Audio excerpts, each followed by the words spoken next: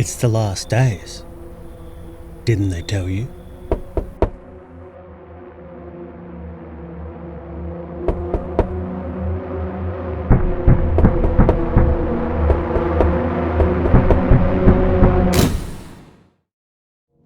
The sun is searing the earth beneath it, making it impossible to leave the house during the day without being burned alive. Monsters wearing human skin are clawing their way up from underground, infiltrating the scattered humans. At night, they form packs and tear their human prey apart, the stench of blood filling the air. But you can't stay alone. Bad things happen to people by themselves. But who do you let into your house? Can you tell the difference between a human in need and one of these cruel visitors? Tonight, we're going to examine the game No, I'm Not Human by Trioskaz. It's a proof of concept and part of a horror anthology, but the team are working to release a full version by itself.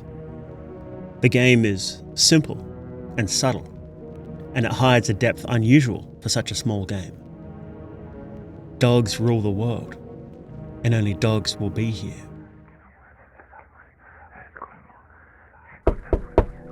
You're awoken by a knock on the door in the middle of the night.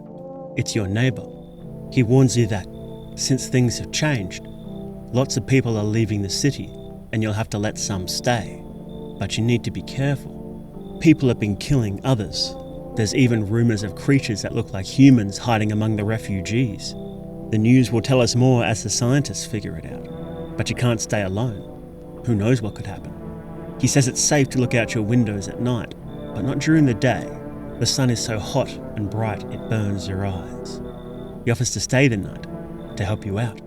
The next morning, the news says that the heat has broken world records. It might get worse, so make sure you wear a hat. They're downplaying the severity of the issue. Even indoors, the heat is so bad it's sapping your strength. Your neighbour explains what you can do. Anyone you let stay, you can talk to them during the day. And you should be letting at least some people in, because there's someone asking around about you, asking if you're living alone. When you do talk to people, watch out for signs of the visitors. If you find one, well, it's your choice what to do about it. Or you can just drink your days away.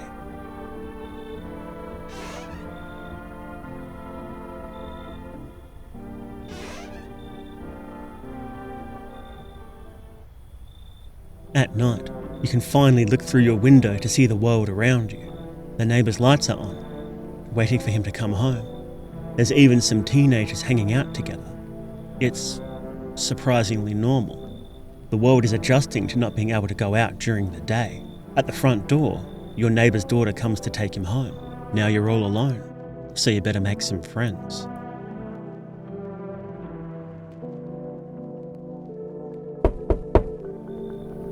The first option is a tall man, extremely tall. He says he was kicked out of a bar he was staying in because they didn't get along. Well, better than nobody, right? Next is a nervous woman, again with odd proportions. 2 new friends, for the time being. The next morning's news is a grim wake-up call. There was a powerful solar flare that increased the Earth's temperature. A state of emergency has been declared. Nobody is allowed out during the day. There's even reports of aliens or people from underground. These supposed guests have perfect white teeth. You better look in on your own guests. You can ask them how to recognize these apparent invaders. The tall man has no idea about them, only that they want to kill normal humans. The nervous woman knows they have perfect teeth, but don't people usually have nice teeth? But what of the cataclysm? Can they tell us anything? The sun is exploding. It's hell on earth. Nobody trusts anyone anymore. The nervous woman doesn't know anything about it, only that it's horrible. She saw some kids outside that got burned to death by the heat of the sun, the same ones we saw relaxing together last night. Well, enough chatter. It's time to check their teeth. The tall man isn't happy about it, but obliges. His teeth are yellow and stained. The nervous woman, she's had her teeth done, or so she says. Can you take a risk? What if the stories of the visitors are just made up? Can you really kill someone over a story? It's too early to turn into a monster. You go to bed and wake up to knocking on the door. The neighbour is playing outside with his daughter. It reminds you of your own childhood, a nicer time. The teenagers are dead. They weren't burned like the nervous woman said, though. They look like they've been murdered. There's an odd man outside. His skin doesn't fit. You hope he's not looking at you.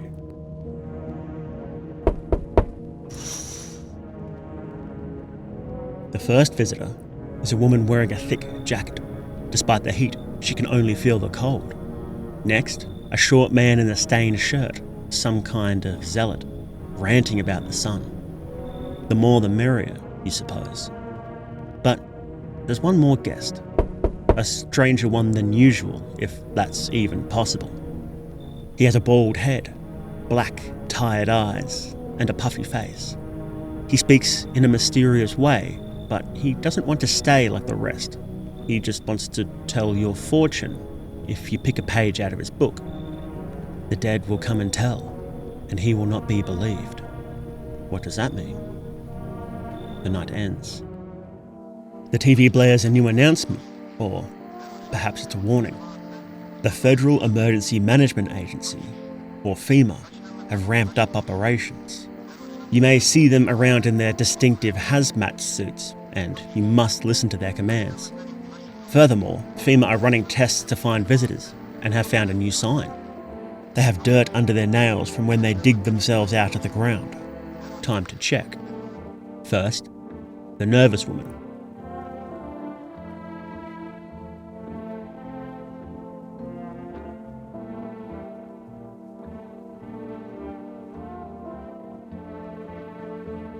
That's 2 for 2. You check in on your new arrivals. The zealot rants about the sun's wrath and how the visitors are all aliens. The sun is both punishing humanity for thousands of years of sin, but also protecting us from the visitors. It'll all be okay, soon enough. He happily lets you check his fingernails and teeth, but he doesn't show signs of being a visitor. The cold woman in the coat, though, well, there's a corpse in the room next to her. The tall man was killed. Before you check her, you ask her about the visitors. What even are they? Mutated humans, she says, who have absorbed the anger of thousands of years, perhaps not so different than what the zealot says. The visitors are our reflections, who we would never want to see or know. But now they're here, and we have to put up with them. You check her hands. According to what the TV said, she's a visitor, and you need to deal with her. But that can't be right, right? You can't just shoot someone because the TV says so. On the TV is a message, or perhaps an advertisement, for FEMA. You really can trust them, we promise. You shoot her.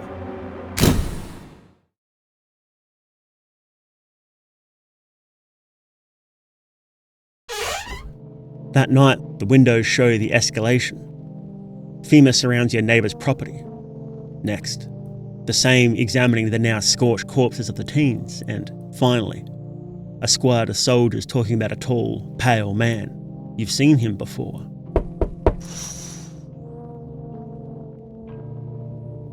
And now, he's here for you.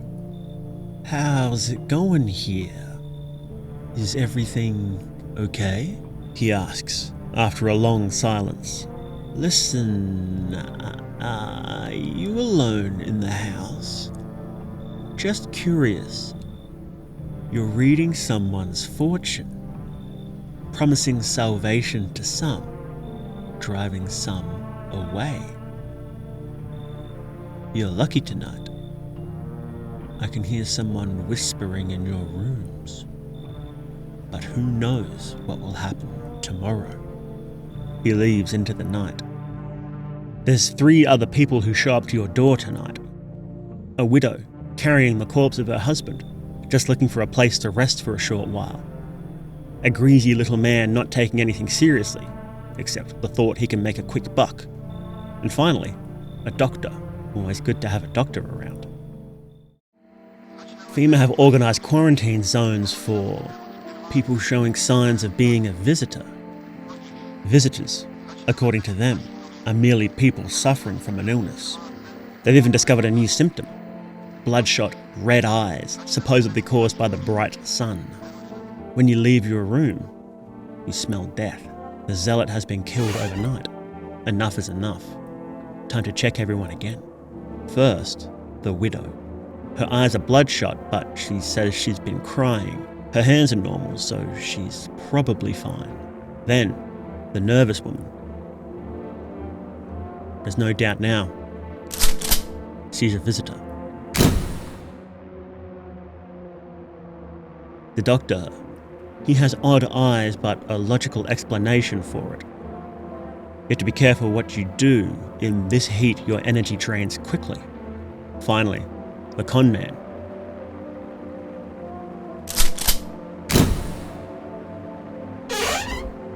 Even after your checks, you're not entirely sure. You'll have to check them all again tomorrow, and any new arrivals. You can't risk another person ending up dead. The TV says that brush fires are burning out of control all over the country. There's not much to be done about that. You look out at your neighbour's house once the sun goes down. It's on fire. Was it FEMA, the visitors, or a brush fire? Does it matter at this point? The next window, the smiling man is holding the head of a soldier, staring in. The final window, the squad of soldiers, all dead. There's a knock at the door. It's FEMA. About time they arrived. They're here to take one of you for testing, but don't worry, they'll return them shortly. You just wait here until the tests are complete, and they'll evacuate you all soon. They take the widow to test for solar radiation. It's not like you can argue against them, though. They all have better guns than you do. A strange, evil-looking man in a suit is the first to knock on your door afterwards. We're all beasts now, he says. Surely someone so obvious wouldn't be a visitor, right? Then, your neighbour's daughter, wailing at the loss of her father. A man who appears to be a hunter, eager to get revenge on visitors for making a fool of him and stealing his gun. Finally, a large woman who was kicked out of the last place she stayed by FEMA. How many visitors did you just let in, you wonder? A new symptom on the news. If you take a photo of a visitor, they're blurred, like they jumped in the last second, startled by the flash. In other news, compassionate individuals are providing aid where FEMA are failing. In fact, you've heard almost nothing good about FEMA from your guests at all. Are they actually helping anyone? What are they even doing? The end will come when every human being becomes an enemy of each other. We are not far from that fate. That's why we need to stay in the pack. A pack is a good thing, but keep your eyes open. Any pack will fall apart without a strong leader. Time to take some photos.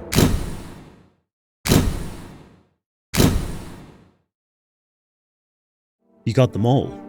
At least, according to what the TV said. You can rest calmly knowing you tried your best. There's one more night. Outside, the neighbour's house is a burned out husk. No more feelings of nostalgia. It's far too gone for that. The soldier's head is reduced to a skull, planted on a stick to serve as a permanent warning. The bodies of the soldiers have been removed, but in their place the body of a man is strung up.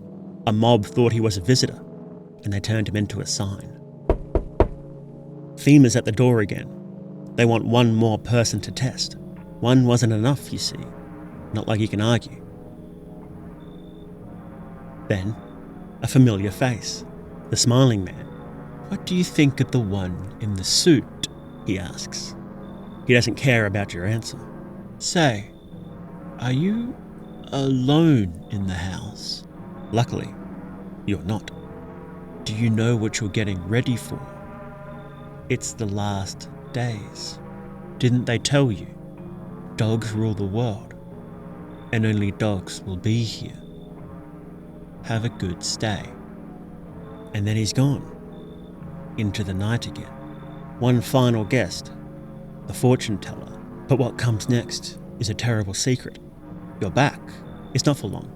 I just walk around and observe what's happening, how the world is changing, and I don't yet feel that the glaciers are going to melt anytime soon.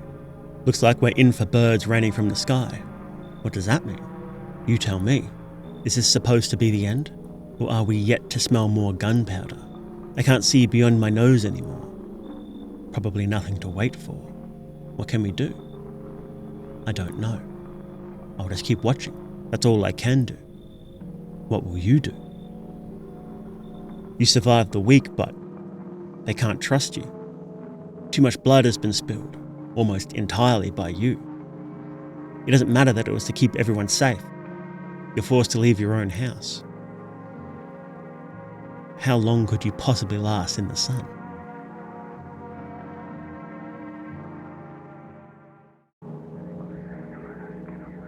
That leaves us with a lot of questions. Who are the visitors? Who is the smiling man? What is happening to the sun? What are FEMA really doing? All of the information in the game is suspect. It's hard to know exactly how much of what the visitors tell us we can trust, but then again, it's hard to trust what the humans say too, because most of it seems like rumours or ramblings. The news too is hard to trust because they're obviously a mouthpiece for FEMA, whose actions don't exactly match their words. When piecing this information together, well, we'll just have to do the best we can. Let's examine these questions, one at a time. What do we know about the visitors? They're a widespread phenomenon, at least all around the country. They appear almost exactly like normal people, but with certain tells: bloodshot eyes, perfect teeth, dirt under their nails, and appearing blurry in photographs. It's not clear if this is just how photographs capture their bodies, or if they jump in the bright flash. Importantly, they often don't seem to know that they are visitors, or at least they have a good poker face when about to be shot. Some are very aware of their status and are happy to hand out veiled threats. The visitors infiltrate human settlements and, if there's more than one, start killing normal humans. They attack quickly, brutally, and gleefully if all the stories are to be believed. Thus, their human masks are just that. Masks hiding their true, hideous nature. They are the minions of the smiling man, who calls them his boys. If there's only visitors in your house when he visits, it's game over. He is obviously malicious, preying on people who are alone, although he doesn't have any issues slaughtering an entire squad of soldiers. If he's so strong, why can't he just force his way in and kill you and any other humans inside? Why can't he take you if there's even a single other human, even if the house is brimming with visitors? It brings to mind vampires who traditionally cannot enter a house without permission. In fact, there's a lot of allusions to vampires. The visitor's aversion to the sun, everyone only moving around at night, and the first check, checking their teeth. Even the visitors digging themselves out of the ground is similar to the old idea that buried corpses could be vampires in disguise. Are they just vampires then? Well, not quite, but we'll go over theories after we've covered all the facts. There's a few questions we can ask the people about the visitors. You'd be forgiven for assuming that anything the visitors say themselves couldn't be trusted, but I think they can. Not only do a lot of the visitors not seem to know that they actually are visitors, but the ones that do seem to delight in taunting you with their cruelty. With that in mind, I think we can trust their stories about the horrible things they do, and even what they might be. What do you know about the visitors? I know no more than you. They just want us to kill each other. I'm so scared that a visitor could be anyone. They're terrifying, monstrous creatures that mimic humans. Or maybe they skin people and wear it like a suit, and all this just to seem more familiar to us. I hope I never see what they truly look like. They're visitors from another planet who have been growing for 8 years.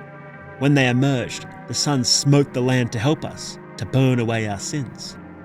I don't know. They're damned beasts who deceive us to slaughter us one by one, under cover of night. You need to kill them before they kill you. It will be interesting to see who the visitors really are, if we live to see it. They're mutated humans who have absorbed the anger of thousands of years. They are our reflection, our antipodes, who we would never want to see or to know. But they are there, and now we have to put up with them somehow. The sun is burning and scorching the earth. It's so hot that nobody can survive being outside during the day. Even talking during the day drains your energy. You can't look outside the windows for fear of damaging your eyes and skin. Scientifically, all we know is that the sun is sending out solar flares, and that's it. It appears like a real cataclysm, the end of days, but it's just rumours and faith. So, what are the rumours and faith? The sun is exploding. I think it's got something to do with the visitors. It's no coincidence that the sun started burning us when they crawled out of the ground. It's hell on earth. It's balancing the cosmic powers. It's because of us, the sinners. The sun is punishing us for the sins we've committed for thousands of years. It's helping us. Can't you see? It's smoking out the visitors from the ground. It's the end for them, not us. I don't care. It's a pointless question. It's the end of everything. People are to blame. What difference does it make if we can make money off of it? All bad things come to an end anyway. We have no way of knowing what's really going on, and I'd like to think it isn't the end. Humanity has faced countless disasters that come back from the brink. Each time people have kept fighting, even when hope seemed lost. The end will come when every human being becomes an enemy of each other. We are not far from that fate. Hardly a consensus. So what do the people think about FEMA? The Federal Emergency Management Agency, or FEMA, are responsible for the organised government effort to combat the visitors. That's what they say, at least. But it's not so clear in practice. The first time they knock on your door, they take a member of your household to test for radiation. It's odd. Do they really need to test for solar radiation? It might be a white lie to not scare you or tip off any visitors who may be in the house. If so, then why the hazmat suits? The FEMA member claims the suit is to protect them in case they're caught in the sun, but people are baked alive by the sun. A suit like that isn't going to help. Hazmat suits are obviously to protect from an infection or hazardous material. So, what infectious material do they need protection from? FEMA are disliked by almost every person you can allow into your house. Only a couple of people have a positive view, like the doctor, and even he acknowledges his opinion is in the minority. Why does everybody hate FEMA? They take anyone they like to test and shove people into the quarantine camps. They're hunting the visitors, but treating regular people cruelly too. They're even withholding help from those in need, like the widow, who claims her husband would still be alive if they had helped her. They're a vision of a strict authoritarian response to a large-scale outbreak, treating the diseased and the healthy like animals to be herded up. The game takes obvious inspiration from the global pandemic. Everyone is locked inside their house and can only sneak out at night. Harsh yet ineffective government crackdowns to try to isolate the afflicted. People turning on each other. New symptoms being discovered each day. Your family being turned into potentially deadly carriers of the disease. People have made note that the pandemic isn't brought up much in media, but really, it's small indie games like this that are openly wearing this influence and telling these stories. Governments worldwide were caught off guard by the virus, and many people think they overreacted, saying they became authoritarian, cruel and ineffective like FEMA in this game. The people too represent how people react to the pandemic, but also large-scale horrible events in general. Their personalities are all relatively one-note and simple, but that's intentional to highlight these reactions. Some of us break down crying and terrified. Some of us become apathetic. Some become greedy. And some see others as potential prey. And some of us try to help others and try to see the best in the situation. Humanity can come together. It's not easy when our natural state is to focus on ourselves, but in a world-shaking disaster, the only option is to help each other. Or, simply put, die.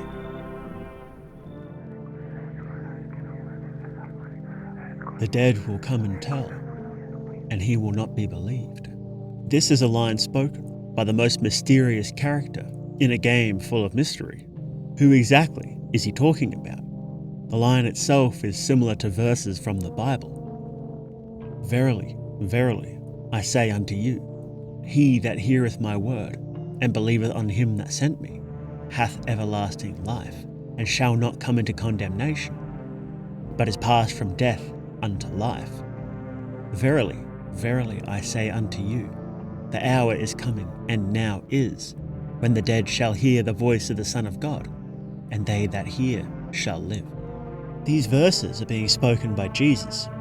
In short, this segment is about how Jewish leaders at the time had chastised Jesus for breaking their religious rules. Jesus responds by establishing his divinity, then prophecies about the resurrection of the dead.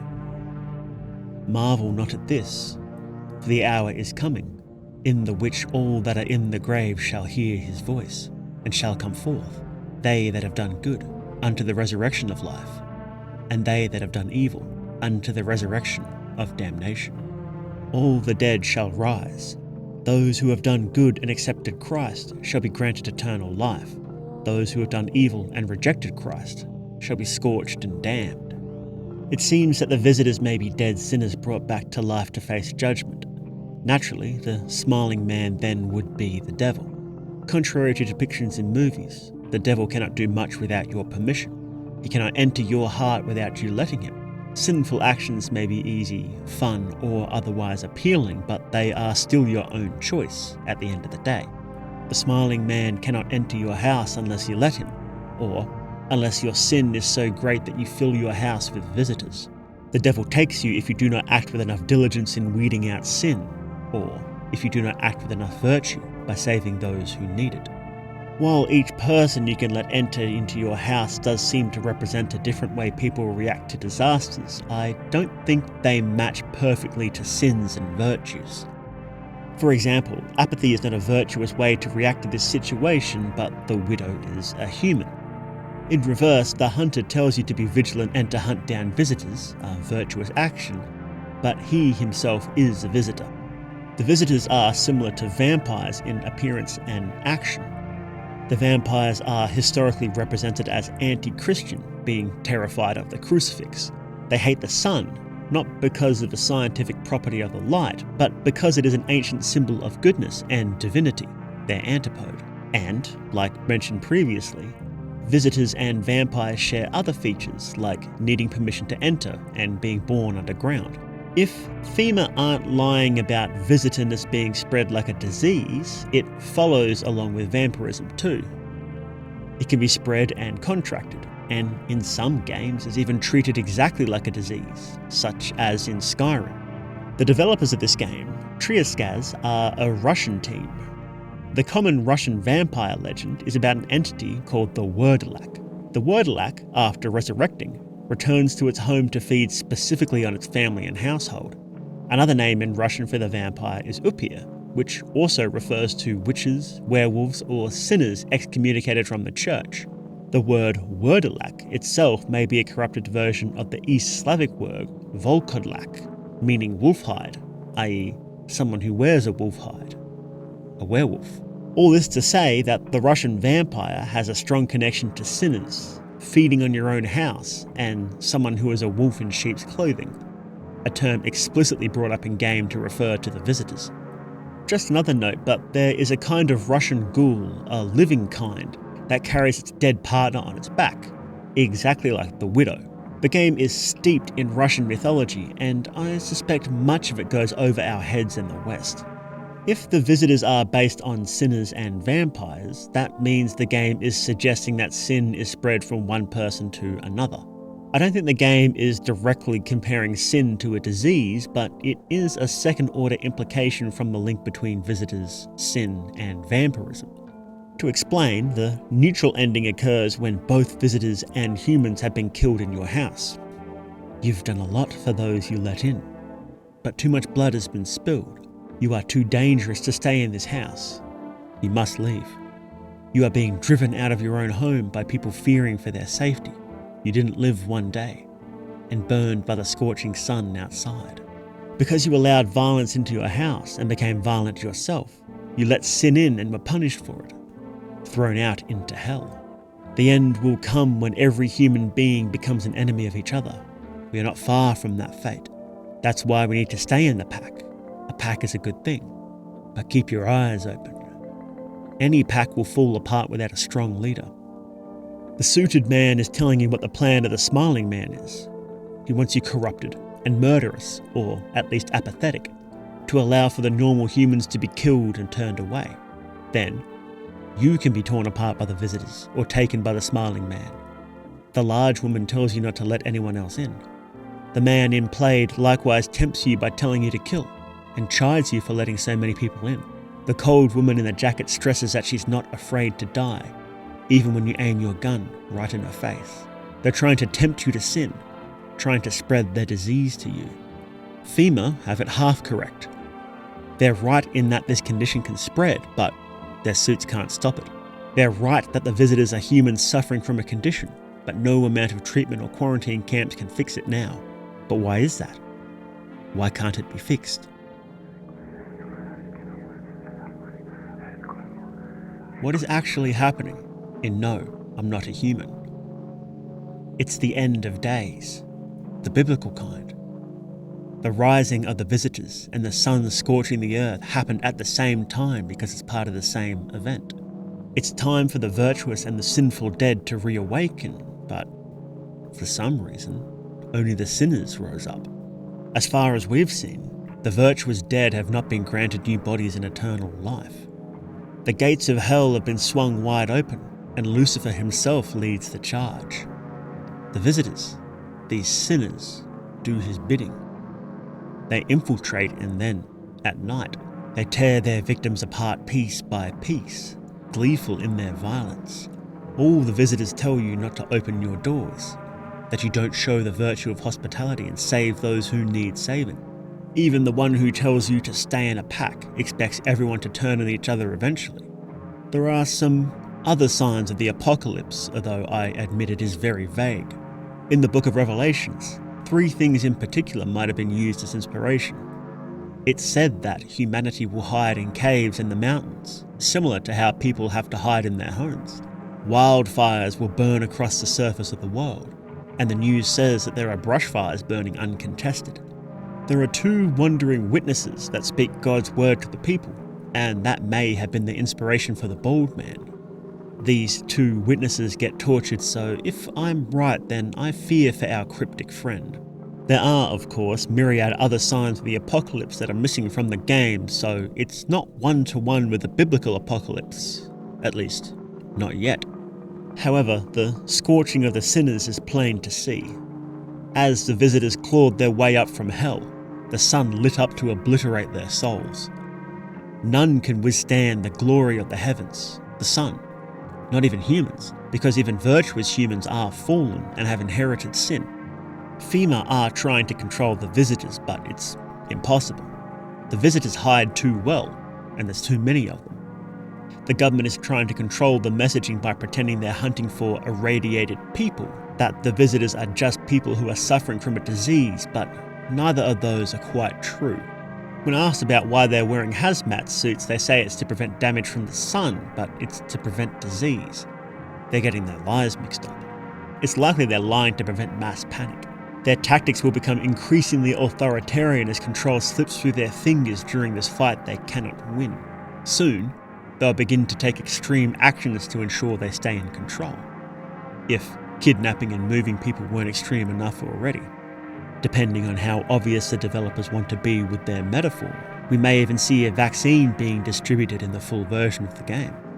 And, of course, this is a theory based on what is basically a demo version of a full game, which is already confirmed to have some character and gameplay changes.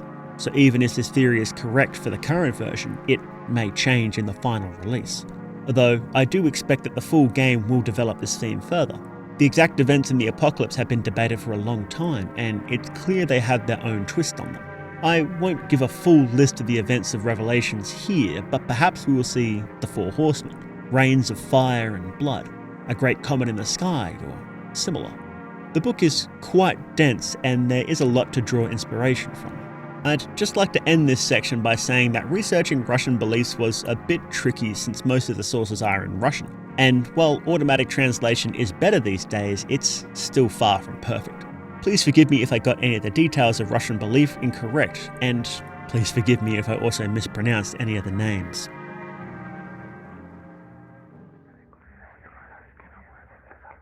Sinners rising, led by the devil to hunt down and tear apart the increasingly few remaining humans. Desperate governments turning to harsher methods of control, only to keep failing. The sun searing the earth below of its sins. Altogether, this paints a picture of a very grim world, with only rare rays of hope. Is the Doctor right? Can humanity work together and overcome this threat? Or will they be slaughtered like lambs by the visitors, crushed under the boot of FEMA, or burned to cinders under the weight of their own sins? If it is truly inspired by revelations, then the story ultimately has a happy ending, but there's a lot of suffering and torment that happens between the start and the end. What do you think? Do you think it's the end of days? That the visitors are an army of sinners from hell led by the devil himself? That the skies will rain fire and blood and the 4 horsemen will ride? Or that the visitors are merely some kind of vampire? If not, what do you think is happening? Thank you very much for watching. If you like this video, please consider becoming a patron. It's the best way to support content like this. You can get access to scripts, teasers, videos a week earlier before the general public, and, of course, your name in the credits. Thank you very much to those who have already supported. Their names are on screen now. I also regularly post free articles there with behind-the-scenes information about my videos. Thank you again for watching, and remember, you'd better not be alone in the dark, because things prey on the lost and lonely.